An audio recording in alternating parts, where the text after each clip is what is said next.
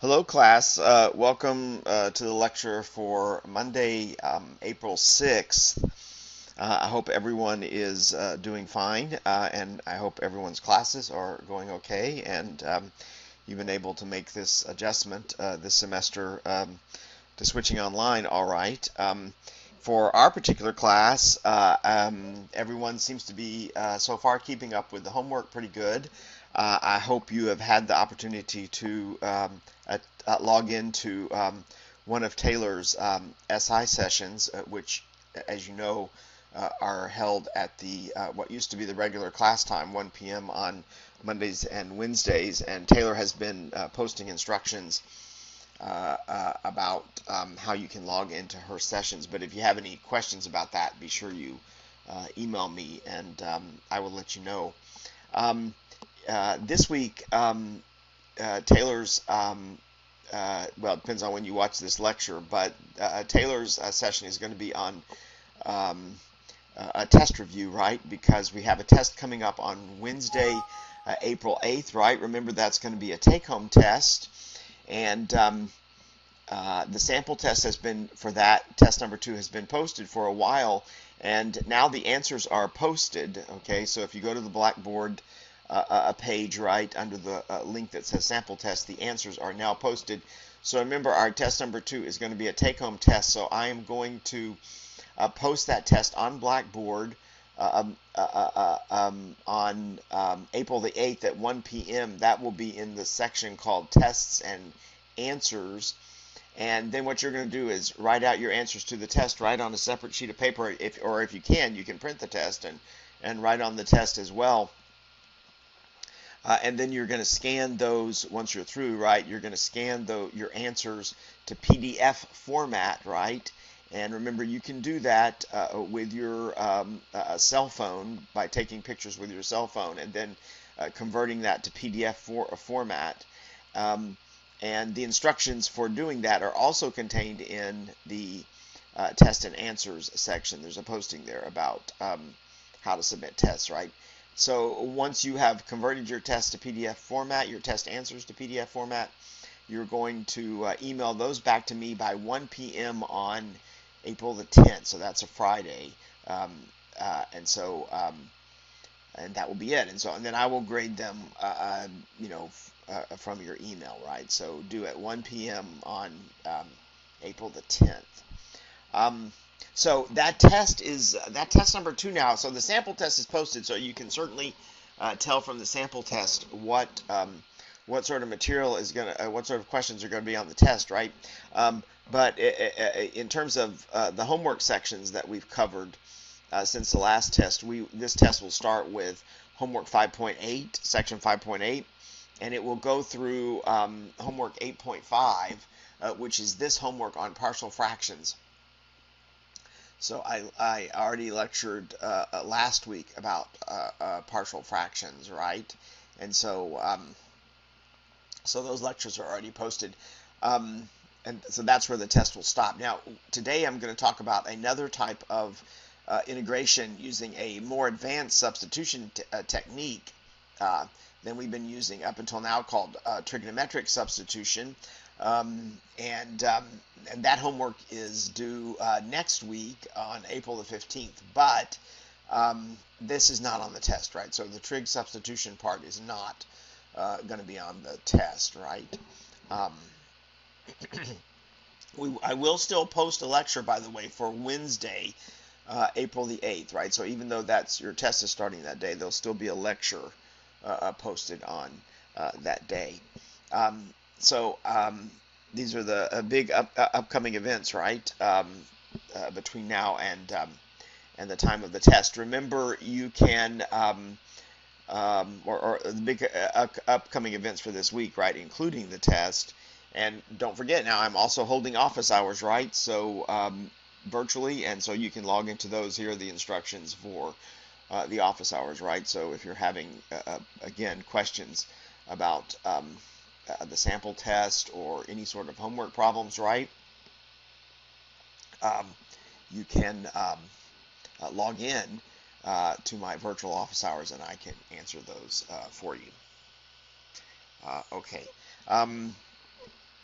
All right, so this is sort of where we are, right, with in the schedule for the class, and right now I'm going to launch into talking about trig substitution. All right, so let me switch to the notes. So as I mentioned, trig substitution is a substitution technique for finding antiderivatives, right, for computing integrals. Of course, we've been using substitution, one form of substitution since the start of the class, right? So you're used to using the idea of substitution, right, to help you simplify an integral so that you can evaluate it. But this is a little bit more advanced form of substitution. This is our last integration technique that we're going to learn, last major integration technique, right? So we've sort of saved the hardest for last. Some of these problems are going to be challenging, so when you're doing some of these trig substitution problems, you are going to find them sometimes lengthy, all right, and involved. But the idea is somewhat simple. So the idea is easy to understand. It's just executing a problem from start to finish. Sometimes these are lengthy problems, and also does require a little bit to recall your knowledge of that trigonometry, right? And so that sometimes throws people off too, right? Having to remember some facts from trigonometry. I'll try to remind you as I'm lecturing here of some of the key things that you do want to keep in mind or you do want to remember from trigonometry that you'll need in this process of integrating by trigonometric substitution. Now, however, we are this idea of trigonometric substitution is not going to be completely new to you because we are this idea is borrowed for or generalized from techniques that we've already used from to do integration. One of which is substitution, right? That I've already mentioned. But the other foundation for this trigonometric substitution technique, or something that we've already studied in the class that's related to this trigonometric substitution technique, are these formulas that we learned for doing integration using inverse trig functions, right? That you recall from Chapter 5. And actually, this is on the test this week, right? This is where the test starts. So remember, these are the three formulas, right, that we were using in certain situations, right? If the integrand had just the right format, we were using these formulas, right, involving inverse trig functions to determine an antiderivative, correct? And so I'm going to now demonstrate the trig substitution technique, because it's that technique actually that you can use to derive these formulas. Remember, in Chapter 5 we just used these formulas, but we didn't talk about how they came about, right? Okay. So the way they come about is through using this notion of trigonometric substitution. And I'm going to demonstrate that for you by actually deriving one of these formulas now, and it's in particular formula number 2, right? So remember remember when we used formula number 2, right? If you had the reciprocal of the sum of two squares, correct? So if you had a constant squared plus an expression squared, and you had the reciprocal of that, right? If you had that in the denominator of a fraction, then you could often integrate that using the arctan function, right? So you've used this formula now successfully several times in class, or, well, I mean, in your homework, right?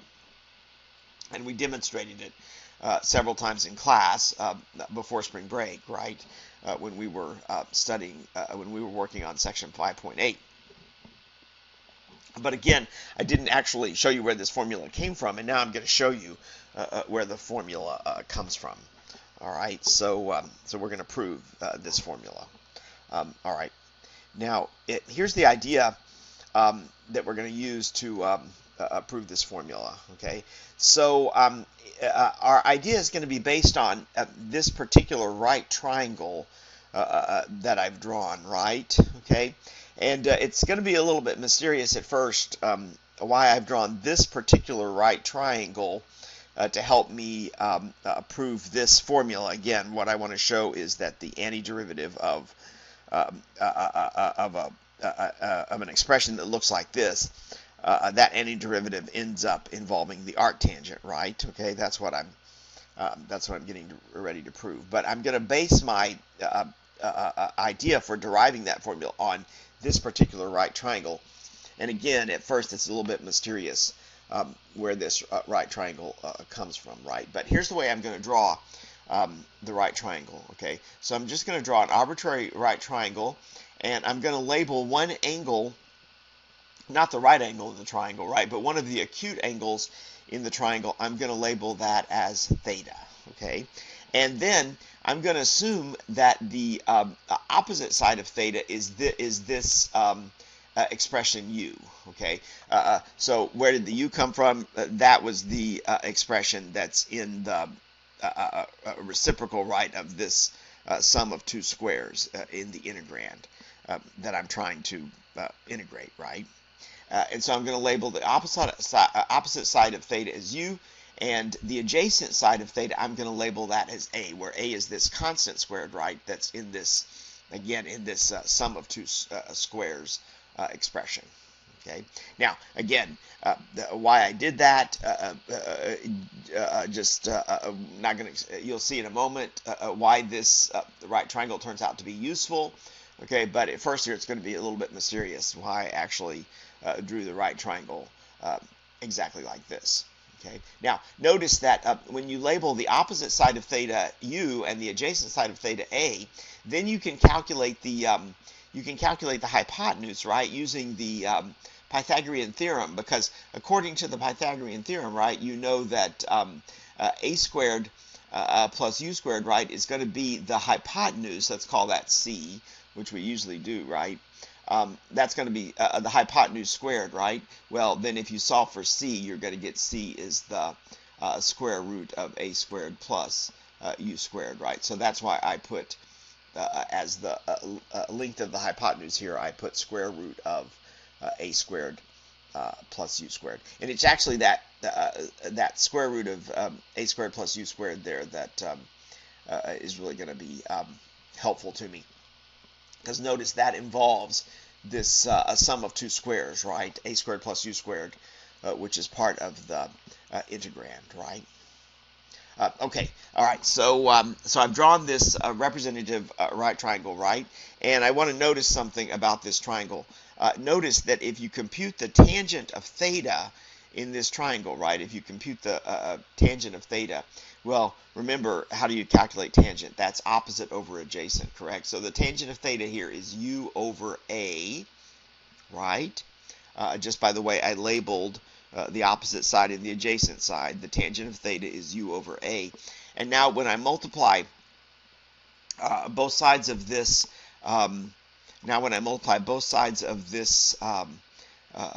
this equation by a, I get that u is equal to a times tangent of theta, right? U is equal to a times tangent of theta. And that is actually now that's what actually gives me the substitution that I'm going to use to calculate this antiderivative, okay? This is the substitution. I'm going to take a tangent of theta, and I'm going to substitute that for u, okay? All right? Because in this, having drawn this right triangle, right, that's what u is equal to, correct? It's a tangent of theta. Now, I also have to, if I'm going to substitute for u, I also have to substitute for du as well, right? Okay, so I want to point out that before we get started here with the substitutions, we need to figure out what du is. And that's pretty easy, right? What you can do is look at this equation and take the derivative of both sides of this equation, right? So if you take the derivative of u, we're going to take the derivative with respect to theta now. So if you take du d theta, the derivative of u with respect to theta, you get that du d theta is going to be a times the derivative of the tangent, but the derivative of the tangent is secant squared, okay? So this equation, that u is equal to a tangent of theta, that is allows me to calculate du d theta, which is a secant squared theta. Remember, the derivative of the tangent is the secant, okay? Derivative of the tangent is the secant squared, right? And now multiply both sides by d theta, and you get du is a secant squared theta d theta. See, this looks very much like doing a substitution, correct? Which is exactly what we're getting ready to do. So du is a secant squared d theta. Okay. All right. So now let's make our substitution, right? So what did I say du was? I said du was a secant squared theta d theta. So where I had du here in this numerator, I'm going to put a secant squared theta d theta, right? And now we're going to also substitute for u, correct? So what's u? I'm going to let u be a tangent of theta, right? That's what I already said earlier. All right, so see where you have u squared here, instead you're going to have a tangent theta squared. That's u, right? All of this is u being squared. All right, now we're going to do really a lot of the rest of this is going to be trigonometry now, okay? All right, so see, notice I started with this original integrand, which involved this expression u, right, and this constant a, and now I've changed the variable, right, in my integrand. It's now theta instead of u. The a, though, is still there, right, but remember, this is just a number. This is just a constant. All right, so let's see what we get here when we start simplifying this integrand. Well, the top is a secant squared theta d theta. Really, it can't simplify that too much. But let's see, a tangent theta squared, normally we would write that as a squared and then tan squared theta, right? So I'm going to square the a and I'm going to square the tangent. So that gives me a squared plus a squared tangent squared of theta. And now notice, from these two terms in the denominator, I have an a squared in both terms, right? So I can factor that out. So I'm going to factor out here an a squared from both of these terms, and that leaves me with a squared times 1 plus tangent squared of theta, okay? And this is really what I was aiming for here, this 1 plus tangent squared of theta, because now we can apply some of our knowledge of trigonometry to simplify this. And what we're going to apply is one of our previous Pythagorean identities. So you remember the Pythagorean identities, right? We've talked about these a couple of times in the class. These are from trigonometry. Of course, the main Pythagorean identity, right, is sine squared plus cosine squared is equal to 1, right? Sine squared x plus cosine squared of x is equal to 1. But remember, there's also this second Pythagorean identity, which is also sometimes important, and actually it's going to be important to us here, all right, which says secant squared of x minus tangent squared of x is also equal to 1. And notice, if you solve this equation for secant squared, so if you solve this second Pythagorean identity for secant squared, you get secant squared of x is equal to 1 plus tangent squared of x, right? See, I can move this tangent squared term to the right-hand side. So I get secant squared of x is 1 plus tangent squared of x, right? But here I have 1 plus tangent squared of not x, but theta, right? So I know that this, according to my Pythagorean identity, right, this is really secant squared of theta. Oh, cool, right? So that now is what I'm going to put in place of 1 plus tangent squared of theta, okay, is secant squared. And now, notice that's really a nice simplification, because look what happens now. Now, in the top and the bottom, you have secant squared theta, right? So those you can just divide out, right?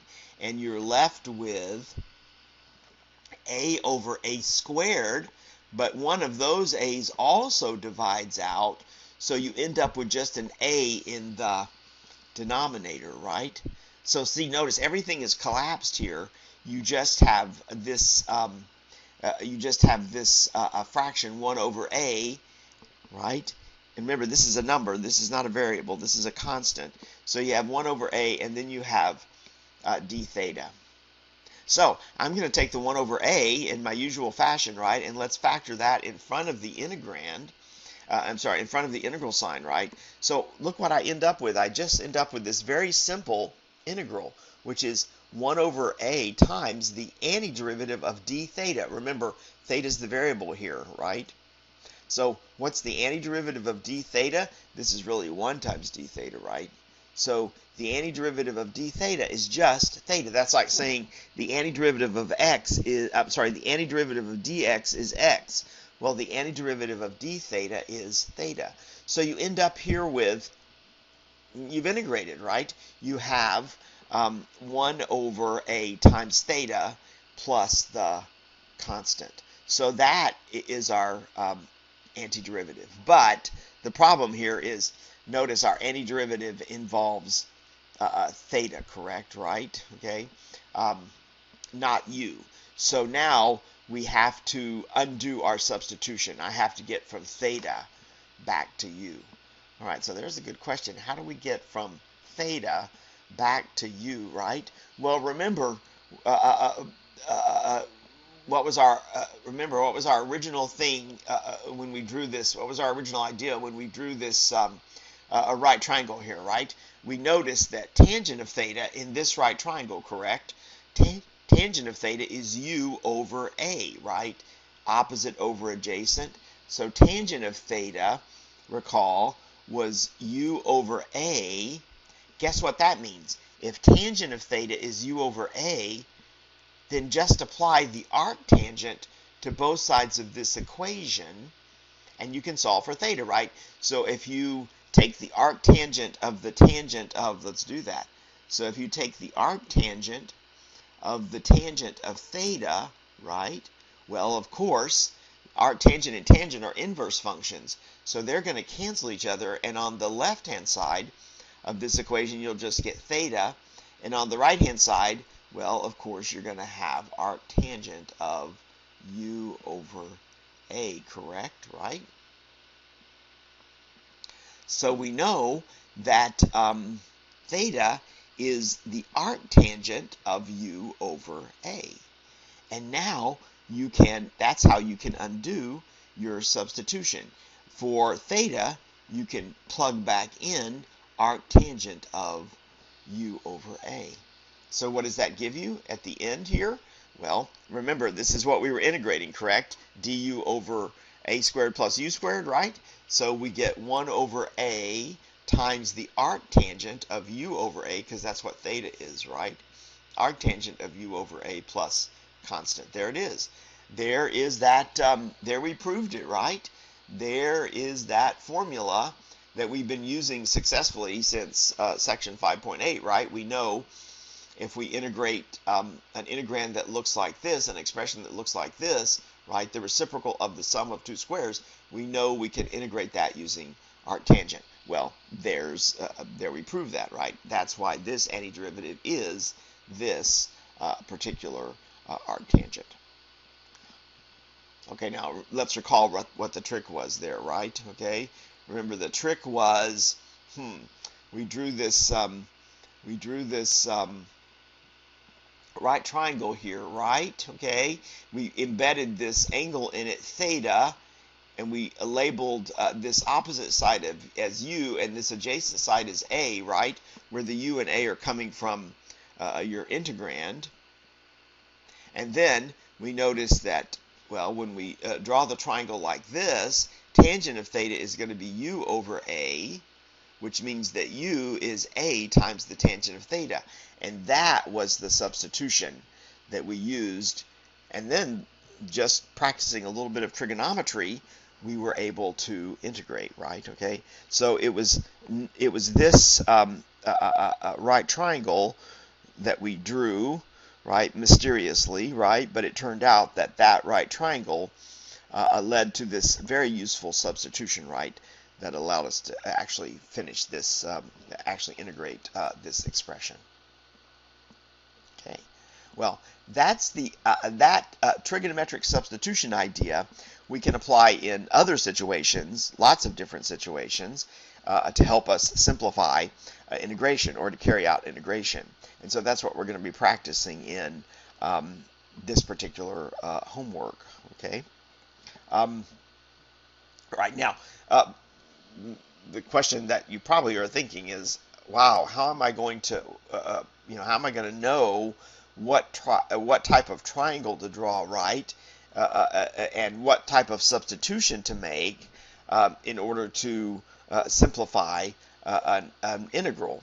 And but don't worry, we've got that summarized for you very nicely here in the following table. Okay, so this is sort of the table that's kind of the Bible of doing this process of trigonometric substitution. Okay, and so let me show you how to use the table. All right, so or what the table says. Okay, so here it is. There are three different situations where trigonometric substitution is going to be useful to us, or may be useful to us. Sometimes it doesn't. Sometimes it works out well. Sometimes it doesn't work out quite as well, right? But here are the three situations. First, suppose you have an integral that contains somewhere in the integral. It doesn't have to be the entire integrand, but suppose you have an integral that contains somewhere in the integrand this type of expression, okay, where you have square root. Notice you have square root of difference of two squares, right? But here you have a constant squared minus an expression. U is an expression in x. So you could just be plain x, or it could be some more complicated expression in x, right? But constant squared minus expression squared, square root of that, all right? So if you have an integral that involves this type of square root, okay, then you're going to make the following substitution, all right? You're going to make the following substitution. You're going to let u be a times sine of theta, okay? All right, let me show you where this substitution comes from. It comes from this triangle. All right, so here's what we're going to do. We're going to draw a right triangle, okay? We're going to draw a right triangle, and we're going to let we're going to label this acute angle in the right triangle. We're going to label that theta. And then I'm going to label the opposite side of theta as u, and the hypotenuse here, the hypotenuse, I'm going to label as a. Okay. Now, when you do that, if you calculate the length of the adjacent side using the Pythagorean theorem, you get that the length of the adjacent side is square root of a squared minus u squared, which notice is exactly this quantity, right, that we were sort of using as a signal for the type of substitution that we're going to make. Okay, so see that right triangle leads to this expression as the length of one of the sides. In this case, it's the length of the adjacent side, right? So the thing to remember here is that well, you got to remember this picture because this is going to be helpful, but you do want to remember here that when you see an integrand that has an expression like this, square root of constant squared minus an expression squared, okay, then this substitution would be helpful for you. U is a times sine of theta. A times sine of theta. And by the way, notice if u is a times sine of theta, then sine of theta is going to be u over a, right? Divide both sides by a here, and you get sine of theta is u over a. Remember, sine is opposite over hypotenuse, correct? So that gives you an idea of how to label this triangle, right? Opposite side would be u, the adjacent side of theta would be, the hypotenuse side of theta would be a. So you have an idea of how to draw this picture. So this is the substitution if you have an integrand that involves a square root that's difference of two squares. All right, now, okay, that's one case. What's the second case? Suppose you have an integrand that involves a square root, but it's sum of two squares. Sum of two squares. This is sort of like the example that we did earlier. So sum of two squares, right? Square root of sum of two squares. Then the substitution you're going to make is for u, you're going to let u be a tangent of theta, right? So sum of two squares is a tangent theta. difference of two squares where you have constant squared minus an expression squared, that's going to be a sine of theta is going to be your substitution for u. But now, look in this case. When u is a tangent of theta, then if you solve for tangent of theta, divide both sides by a, you get tangent of theta is u over a, right? But remember, how is a tangent calculated? That is opposite over adjacent, right? Opposite over adjacent, correct? So the way you can draw the triangular picture of this situation, the representative triangle for this situation, is draw a right triangle, put in the angle theta, and remember tangent of theta is u over a. That's opposite over adjacent. So the opposite must be u and the adjacent must be a, okay? And then by using the Pythagorean theorem, you can compute that the hypotenuse is going to be square root of a squared plus u squared, which, by the way, happens to be this expression, right? Square root of a squared plus u squared. All right. Now, here's the third case. It's similar to the first case. It's if you have square root of difference of two squares. But you notice the difference between these two cases? In the first case, you have constant squared minus expression squared. But in this case, it's the opposite. You have expression squared first minus constant squared. Okay? So, not the same sort of square root there. So, if you have an integrand that involves a square root like this one, where you have expression squared, some expression involving x squared, minus a constant squared, then a trig substitution that can often help you integrate is this one, a secant theta. Let u be a secant theta. If u is a secant theta, remember secant theta is going to be then u over a. But how is secant calculated, right? So think back to your trig, right? Let's see, secant is the, that's the reciprocal of the cosine, right? Okay, so I think secant is hypotenuse, right, over adjacent. Is that right? Let's see. Cosine is adjacent over hypotenuse, right? But secant is the reciprocal of that. So, right, secant is hypotenuse over adjacent. So, to draw your representative triangle for this type of substitution, right, again, draw a right triangle, label one of the acute angles theta, and so secant of theta is u over a. That means the hypotenuse in your triangle is going to be u, so mark u here, and the adjacent side is going to be a, so mark a here, right? And then when you compute the, using the Pythagorean theorem, when you compute this length of this opposite side, you get square root of u squared minus a squared, right? Okay, which is exactly the expression, right, that sort of triggered this substitution. Okay? All right, so those are the three cases. Square root of a squared minus u squared, you're going to substitute a sine theta for u. Square root of a squared plus u squared, you're going to substitute a tangent of theta for u. Square root of expression squared minus a squared, u squared minus a squared, you're going to substitute a secant theta for u, okay? And I claim if you make these substitutions, often, not always, but often, you will be able to simplify the integral, okay? You'll be actually able to compute the integral that you're looking for, all right? Okay, well, look, none of this is going to make any sense, right, until we look at some examples. These formulas are not very helpful until we actually apply them, right? So we have to look at several examples now of trigonometric substitution. It's actually kind of fun, okay, because usually you get lots of interesting simplifications when you're working on these trig substitution problems.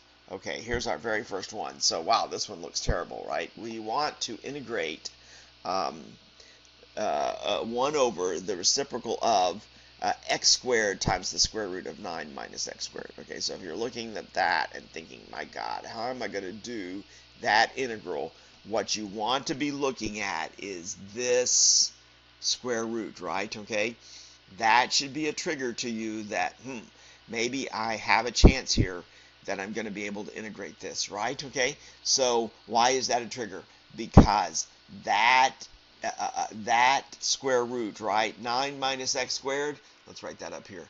That square root, 9 minus x squared, right? Notice it fits this format perfectly, right? Okay, it's the square root of difference of two squares where you have a constant squared minus a expression of x squared, right? Okay, so I'm thinking, wow, maybe this trig substitution, right, will help me simplify this integral. All right, before we do this though, before we actually do the trig substitution, I'm going to do a preliminary substitution first, okay? Because I want to change this x to u. I want to make this integrand fit exactly into this format for case 1 here, right? Okay, so I'm going to do a substitution to change my variable x to u, all right? So we're going to end up really doing 2 substitutions here, so you have to be a little bit patient with the substitutions, okay? So first, I'm going to let u be x, right? See, my expression involving x in this square root is just x, right? So I'm going to let u be x, and now let's carry out that substitution first. All right, so this is just a preliminary substitution. This is not a trig substitution yet. So let's see, that means du dx is equal to 1, right? If I differentiate u with respect to x, which means du is equal to exactly dx, right? Oh, and by the way, what's the a value going to be here, right? What's the constant that's squared? Of course, that is 3, right? So we know that a is 3 because 9, of course, is 3 squared, correct? All right, so let's do this preliminary substitution, right? So I have, let's see, dx is du, so I have du over, let's see, x now is u, right? So this is going to be u squared, correct? Times the square root of 9. Let's write that as 3 squared, though, just to remind ourselves that 9 is 3 squared, right? And then minus, and then x is u, right? So I have almost the same integral, right? Just changing the x to u, okay? And again, the only reason I'm doing that is I want to make this square root fit perfectly into this form that's in my table, right? And now it does, right? So we have the table that says a squared minus u squared, and here I have 3 squared minus u squared, right? Exactly the right format. Now what does the table say in this case, right? What substitution now are you going to use? Well, now the table says, we're going to now let u be equal to a, right, times sine of theta, correct? And a is 3. So u is going to be 3 times sine of theta. That is going to be my next substitution, right? Okay, correct? And let's now draw the triangle that corresponds to this substitution. And the reason we're doing that is that triangle is going to be useful to us perhaps later in the problem. Okay, all right, so remember, if u is equal to a sine of theta, if u is equal to 3 sine of theta, that means sine of theta is equal to u divided by 3, correct? See, if u is 3 times sine of theta, then divide both sides here by 3, and you get sine of theta is equal to u over 3. So let's draw a picture of that situation. Sine of theta is equal to u over 3. So I'm going to draw a representative right triangle here. The triangle that sort of represents this substitution. That's why I'm saying representative. And I'm going to embed there this angle theta. And what do I know about theta, right? I know its sine is u over 3, right? Well, sine is opposite over hypotenuse, correct, right? So I'm going to draw I'm going to label the opposite side as u and the hypotenuse side as 3. And now let's also label the adjacent side using the Pythagorean theorem, correct? Okay, so according to the Pythagorean theorem, let's call this A for adjacent side. So according to the Pythagorean theorem, right, you know a squared plus u squared is equal to 3 squared, right? Or, now solving for a, I have a squared is 3 squared minus u squared, or a is the square root of 3 squared minus u squared, right? 9 minus u squared.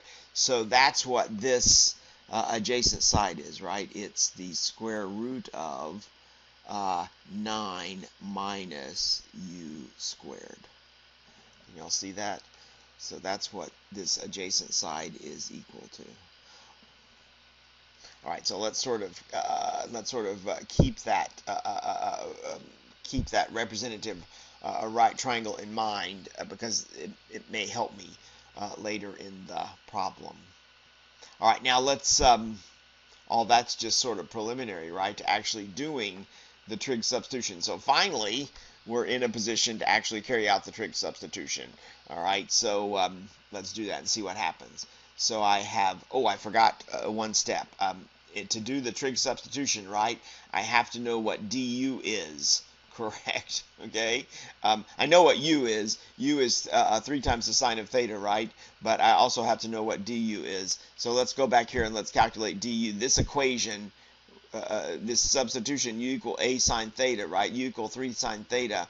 That's what allowed me to calculate what du is. So take the derivative of u, calculate du d theta, and that's going to be, well, what is the derivative of 3 sine theta? Ooh, that's so nice, right? That is 3 cosine theta, so that's an easy derivative. And now just multiply both sides by d theta, right? So you'll get that du is 3 cosine of theta d theta, right? See, I multiplied both sides of this equation by d theta, so I get du is 3 cosine of theta d theta. All right, so there's one part of my substitution. Now, what was u? U was what? That was 3 sine theta, right? So I have 3 times sine theta squared, right? And then square root of 3 squared, right, which is 9. Or you can keep writing it as 3 squared minus, and then what's u again? U is 3 sine theta. So I have 3 sine theta, and again, that is squared, right? Now, at first, we're getting a little bit scared here, right? Because this looks even worse than what we, actually far worse, right, than what we started with, right? I started with this kind of difficult integral, right? But now I've just really made it worse because now I've got sort of the same integral, right? Except now I've got these trigonometric functions involved, right? So it looks like the situation is deteriorating.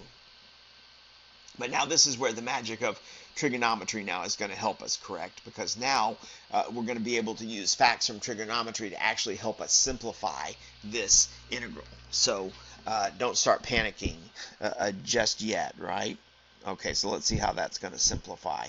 So I have 3 cosine of theta d theta, and then let's see, well, 3 sine theta squared, that's going to be 9 because the 3 is squared, and usually sine of theta squared, right, you would write that as sine squared theta, correct? And then times the square root of, 9,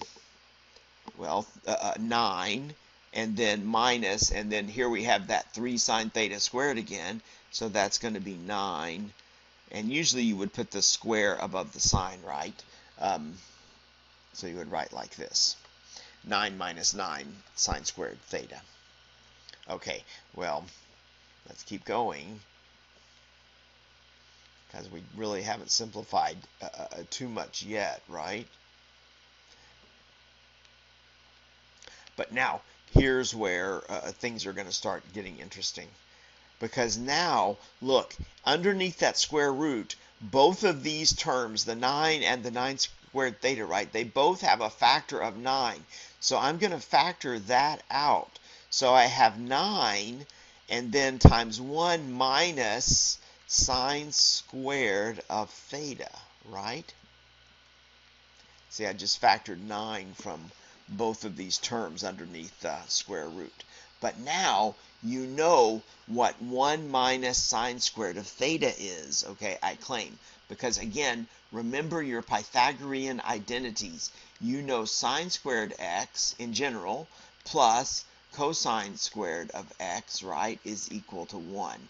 So that means something about cosine squared of x, right? That means cosine squared of x is 1 minus sine squared of x. Well, that's exactly what we have here, except we have theta instead of x, but that's not important, right? Okay, so in place of 1 minus sine squared theta, I can put in here cosine squared theta, right? So let's do that, and I think when we do that, something nice will happen. So let's see. So we get now 9 sine squared theta square root of, now the square root looks a lot better, right? Now it's 9 cosine squared of theta. And the reason that's so much better is because that's a perfect square. See, you can extract the square root of 9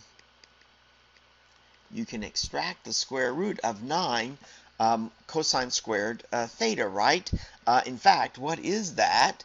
Well, the square root of 9 is 3, and the square root of cosine squared theta is cosine of theta, right?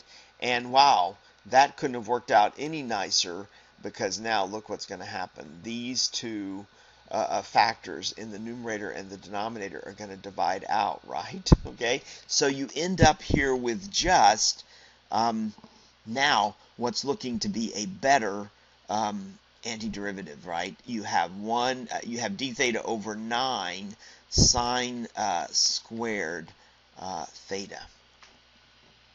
Now, one thing I can do here immediately is I can factor out the 1 over 9, right? So I have 1/9 antiderivative of d theta over sine squared theta.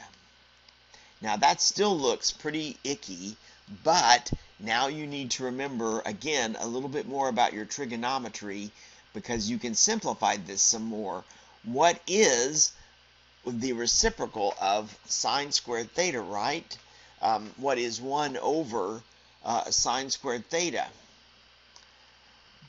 Well, 1 over sine is cosecant, right? Right? Remember that? 1 over sine is cosecant. So 1 over sine squared theta is cosecant squared of theta. So this d theta over sine squared theta is really just cosecant of cosecant squared theta.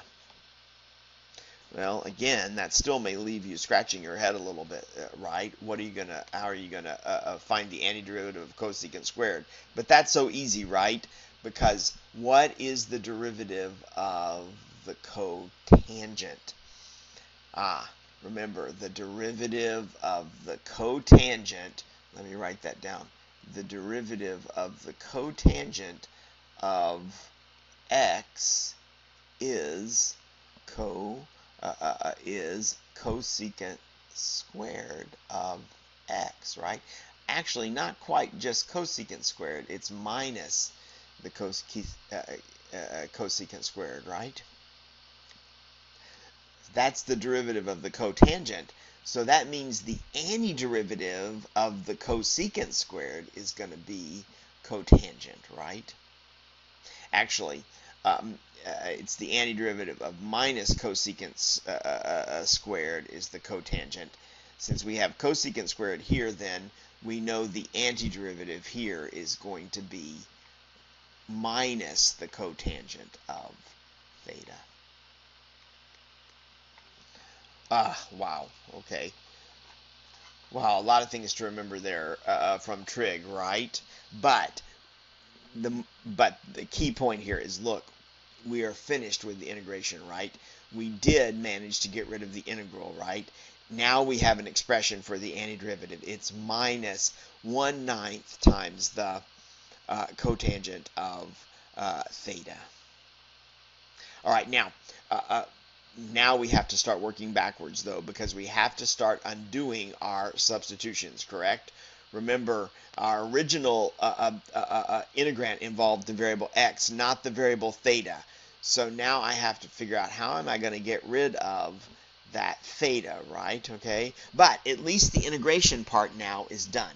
So that's the really encouraging thing, right, is we've managed to do the integration. All right, let me show you how to undo the substitution now. We have to figure out now what is cotangent of theta, correct?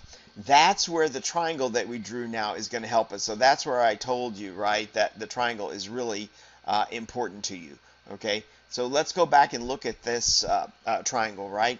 So in this triangle here, we have theta, and then we had u, and then we had this 3 here, and then we know what the side of this adjacent side is, right? It's 9. It's the square root of 9 minus u squared, right? Okay, so how would you compute the cotangent of theta? Cotangent of theta, how do you compute cotangent? Well, tangent is opposite over adjacent, so cotangent is the adjacent side over the opposite side, right? So look, we know what cotangent of theta is from this triangle, right? It's the adjacent side, which is the square root of 9 minus u squared, right, over the opposite side, which is u. Wow, nice, okay? So look, we do know what cotangent of theta is, right? It is, what did I say there? There it is, right? Square root of 9 minus u squared, square root of 9 minus u squared over u, right? But what was u? That was the original substitution we made back at the very beginning of the problem. And remember that u is equal to x. So now you can turn this back into an expression involving x. So you end up here with the square root of 9 minus x squared over x plus this constant. Oops, forgot my minus 1/9 there. Let me put the 9 in here. Plus this constant. Oh, wow. Okay. Neat, right? There is our antiderivative. Wow. Wasn't sure we were going to be able to get that right before we started, but there it is. Okay. All right, so there's your first example of carrying out an integration problem using trigonometric substitution. Well, obviously this calls for some more examples, right, before we can get comfortable with this process. So we're going to look at some more examples. Let's pause here, though, for just a second before we come back and look at our next example.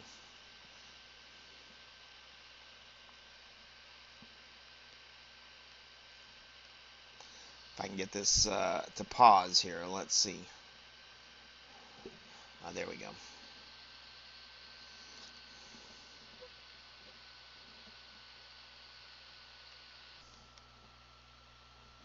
Okay, let's resume now with another example of trigonometric substitution. So here we want to find this antiderivative, dx over square root of 4x squared plus 1. So again, the thing to notice here now is we have in this integrand, right, this square root. And notice this involves the sum of two squares. It's an expression squared, because 4x squared is the quantity 2x squared, right? And then plus, of course, 1 is 1 squared. So you have the square root of the sum of two squares, and that is a signal that you might be able to integrate this using trig substitution, okay? And in fact, if we go back to our trig substitution table, right, that gives us the guide, right, of which substitution we want to use. We want to substitute a tangent of theta, right, for the expression squared, right, okay? So here is the substitution, right, that we're going to choose. And once we've chosen this substitution, right, once we think this is the correct one, then really all the other steps here can sort of flow automatically. This is the key thing that we must notice, right, is that this trig substitution is the one that we want to try, okay? All right, so let's try to get this set up here right for carrying out the trig substitution. And as I mentioned in this prior example, right, first we have to make a preliminary substitution because I want to switch my variable from x to u. All right, after you've done enough of these trig substitution problems, when you get more skilled at this, you might be able to avoid this initial substitution where we substitute u for x, but you want to wait on that until you've got this really comfortable with this technique and you have a lot of practice with it. So let's let u first be equal to 2x because remember 4x squared is the expression 2x squared, correct? So let's let u be 2x, and then now let's we've got to also substitute for dx, right? And so take the derivative of u with respect to x. Of course, that's going to be 2, and so that means then that dx is du over 2, right? And now remember, the a value here is going to be 1, right? Because the constant that's squared here is 1 squared. All right, so let's do these substitutions first before we try to tackle the trig substitution. So let's see, dx is du over 2, right? That's du over 2 is dx, and then down in this denominator we're going to have the square root of, well, 2x is u, right? So I have u squared plus, and then the 1 squared, correct, right? Or the 1. And now du over 2, that's a little bit messy in the numerator, correct? But I can simplify that by factoring out a 1/2. So let's do that. So I can rewrite this as 1/2 times the antiderivative of du over square root of u squared plus 1 squared. And now we're primed for doing the trig substitution, correct? Okay. All right, so now what's the trig substitution going to be? Remember we said we're going to let u be a tangent of theta, right? Because this integrand has the square root of the sum of two squares in it, right? So when you have square root of sum of two squares, you're going to use this trig substitution, right? So this is, of course, a is 1, so we really just have that u is tangent of theta, right? Now,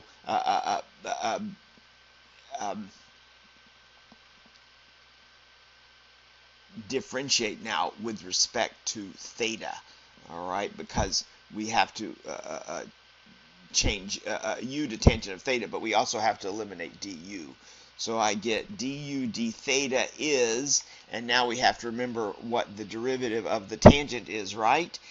So I hope you can recall that, but that is secant squared of theta, so that means that du is secant squared theta times d theta.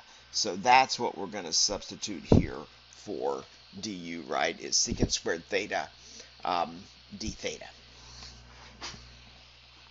Okay, one other thing I want to do now is I also want to draw my representative right triangle, right? So don't forget that step, because that step is going to be important later on in this integration by substitution process. So let's see, how do we draw that? How do we draw that right triangle? Well, it starts off always the same way, right? So you draw a right triangle, and then you embed in that right triangle as one of the acute angles theta. And now let's look back at our substitution. Here we had tangent of theta is equal to u, right? Remember, u is the same as u divided by 1. So in this right triangle, I can think of computing the tangent of theta as taking u and dividing it by 1. So I'm going to label the opposite side as u, right? Because tangent is opposite over adjacent, correct? And I'm going to label the adjacent side as 1.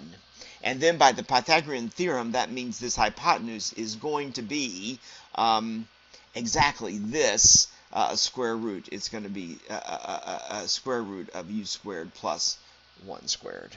Okay, so you can just compute that using the Pythagorean theorem, but we also know it's going to be just this square root, right? That was in the integrand. All right, so remember that picture, and now let's actually come down here and start doing our trigonometric substitutions, right? So du is secant squared theta d theta, right? And then divided by, and now let's see, square root of, but u is tangent of theta, so I have tangent of theta squared plus 1, right? And now let's start exercising our trig simplification skills and see if we can simplify this integrand. All right, well, obviously, a tangent of theta squared is, normally you would write that as tangent squared theta, and then here we have the plus 1, right? And now I have to somehow figure out how to simplify this square root of tangent squared theta plus 1. But again, that is the that's the nice second Pythagorean identity, right? Remember, secant squared of x minus tangent squared of x is equal to 1. And so that means secant squared of x is equal to 1 plus a tangent squared of x. So all of this, right, is really just secant squared of theta. So I have secant squared theta d theta over the square root of secant squared theta. And now that square root is easy to simplify. See, these two examples, these first two examples together, what we've done sort of tells you how trig substitution works, right? If you make just, or why it works, if you make just the correct trig substitution into your square root, right? Remember, we're going to use trig substitutions when we have integrands that involve square roots, correct? If you just make the correct a trig substitution into the square root, what will happen is the square root will simplify to a perfect square, and like happens here, right? You end up with the square root of secant squared theta. Secant squared theta is a perfect square, and then you'll be able to extract that square root, and then you'll have an integrand that doesn't have a square root in it. And that's kind of the whole idea behind trig substitution, is to try to get rid of the square root out of the integrand, and that's what happens here. And actually we end up with secant squared theta d theta over secant theta, and so one of these secant thetas is going to divide out. So we end up with 1/2 the antiderivative of secant theta d theta. Yay! And that we know, okay, because we know that because that is just a trig function, right? And we know the antiderivatives of all of the trig functions. You probably have to recall this one or look it up, but this is going to be the natural log of, I think it was secant theta plus tangent theta.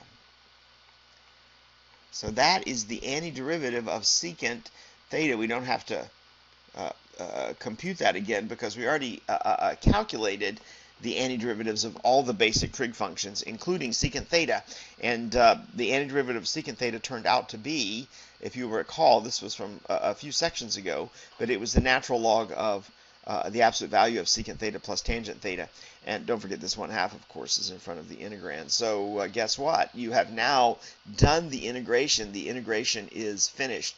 Now, you're not through with the problem yet, though, because our antiderivative here involves theta, but we don't want the antiderivative to have theta in it, right? We want to go back to the original variable, which was x. So I need to somehow replace these thetas by x's. That's a two-step process. First, you're going to replace the theta by u, and then we'll replace the u by x, right? Now, how do we replace the theta by u? That's where the triangle is helpful for me, right? I need to figure out what is secant theta and what is tangent of theta, right? And from this triangle, I will know this, right? Let's see, tangent of theta. Actually, this was the substitution we made to start with, right? But I can see it also from the triangle. Tangent of theta is opposite over adjacent, right? So this is u over 1, which is 1. So for tangent of theta here, I can plug in u, right? And now what is secant of theta? Secant of theta is the reciprocal of the cosine, right? Cosine is adjacent over hypotenuse, so secant is hypotenuse over adjacent. So that would be in this triangle hypotenuse, that's square root of u squared plus 1, right, over the adjacent, which is 1. So you just get nicely here square root of u squared plus 1. That's what this secant of theta is. Ah, cool. So we have 1/2 natural log of the absolute value of square root of u squared plus 1, right? Square root of u squared plus 1 plus tangent of theta, which was just u, correct? Now we have to undo the substitution for u. But remember, look this up in the notes, right? U was 2x, as I recall, wasn't it? Right. That was the substitution we made to get u. So we have here a 1/2 natural log of the square root of 2x squared, which is 4x squared plus 1, plus u, which is 2x, and then plus the constant. Nice, there it is. There is our, wow, beautiful antiderivative there, right? 1/2 natural log of the absolute value of the square root of 4x squared plus 1 plus 2x, okay? All right, well, see, I told you these trig substitution problems are rather involved, right? Okay, so they do have several steps in them, but once you have chosen the trig substitution properly, then with just based on your knowledge of trig, right, usually, not always, but usually you'll be able to simplify the trig that's involved in the substitution nicely, and then you'll be able to, you'll come up with, like here, we came up with an integral that we were able to compute, right? Okay, well, let's try one more example, and let's see what happens in this example. All right, so, okay. Here we have something that doesn't initially look like it might be a trig substitution problem, right? Because we have x squared plus 1 raised to the 3/2 power, okay? But I do want to point out that, you know, 3/2 power, right? We can rewrite that with a radical, and when you rewrite that 3/2 power with a radical, that's going to have a square root in it, and that is where we get our opportunity for doing trig substitution. So let's rewrite 3/2 power with a radical. So that would be the square root of this denominator, right, tells me that I'm going to have square root, and then this numerator stays as a exponent, right? So I would have square root of x squared plus 1 cubed, right? But square root of x squared plus 1 cubed, you can simplify that a little bit. That is going to be, you can extract one factor from under the square root. So you would have x squared plus 1 times the square root of x squared plus 1. Aha. Right. Remember, x squared plus 1 cubed is x squared plus 1 squared times x squared plus 1. But the x plus 1 squared, we can extract one factor from under the square root. So this radical simplifies like you see here. Okay. So x squared plus 1 times the square root of x squared plus 1. And that is the square root of the sum of two squares. And that is an opportunity for using trig substitution, right? In fact, square root of the sum of two squares is going to be an opportunity for using the tangent, right, as the substitution, okay? All right, so before we do that, though, let's replace u by x. Let's replace x by u. So I'm going to change variables to u. This is pretty easy to do in this case because here you have just plain x squared, right? So your expression squared in your sum of two squares is x squared. So you can just let u be x, which means du, by the way, is equal to dx, right? And a, of course, the constant squared is just 1. So it's very easy here to replace the x's by u's. So here's a case where you maybe could skip this step of replacing x's by u's, but I'm going to be very ultra careful here in the notes and go ahead and make this initial substitution. So you end up with du over u squared plus 1 times the square root of u squared plus 1, right? Okay, now what's our substitution going to be? It's going to be, notice the a value here is 1, so our substitution is going to be u is equal to 1a times the tangent of theta, right? Which again is just plain old tangent of theta, right? And then du d theta is secant squared of theta, right? So that means that du is secant squared theta d theta. And let's draw our representative triangle. So it's very similar to the one that we drew in the prior example, right? So there's our right triangle. Let's embed in that the angle theta. I drew a really ugly triangle there. All right, so let's embed in there the angle theta, and now we know that, right, u is equal to tangent of theta.